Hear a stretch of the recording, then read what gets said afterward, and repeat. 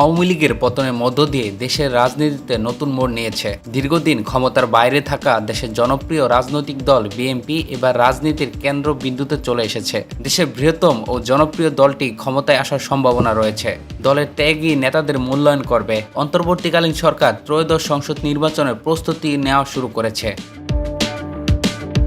ত্রয়োদশ নির্বাচনকে সামনে রেখে প্রচার প্রচারণা শুরু করেছে বিএনপির মনোনয়ন প্রত্যাশীরা। চলতি বছরের শেষের দিকে হবে ভোট, তাই এখন থেকেই জমজমাট হয়ে উঠেছে রাজনীতির মাঠ। জাতীয় সংসদে ৩০০টি আসনে বিএনপি থেকে যাদের মনোনয়ন পাওয়ার সম্ভাবনা রয়েছে তাদের নিয়ে থাকছে আমাদের নিয়মিত প্রতিবেদন। আজকে থাকছে ঢাকা ১৫ আসনে রাজনীতির পরিস্থিতি।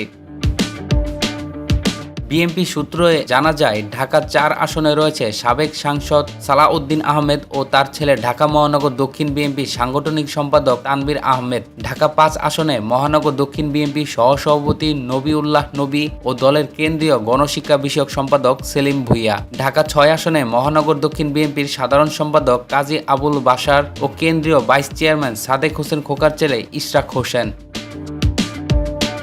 ঢাকা ৭ আসনে প্রয়াত সাংসদ নাসির উদ্দিন আহমেদ পিন্টুর স্ত্রী নাসিমা আক্তার কল্পনা।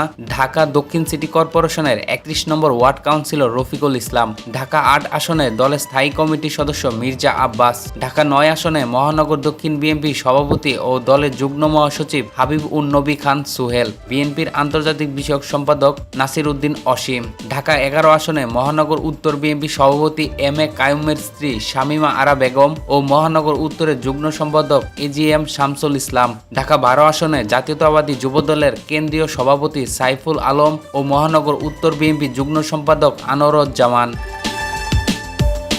ঢাকা ১৩ আসনে দলের চেয়ারপারসনের উপদেষ্টা আব্দুস সালাম ও আতাউর রহমান ঢালি। ঢাকা ১৪ আসনে সাবেক সাংসদ এস এ খালেকের ছেলে দারুস সালাম থানা বিএনপি সিনিয়র সভাপতি এস এ সিদ্দিক সাজু। বাংলাদেশ জাতীয় ফুটবল দলের সাবেক অধিনায়ক আমিনুল হক।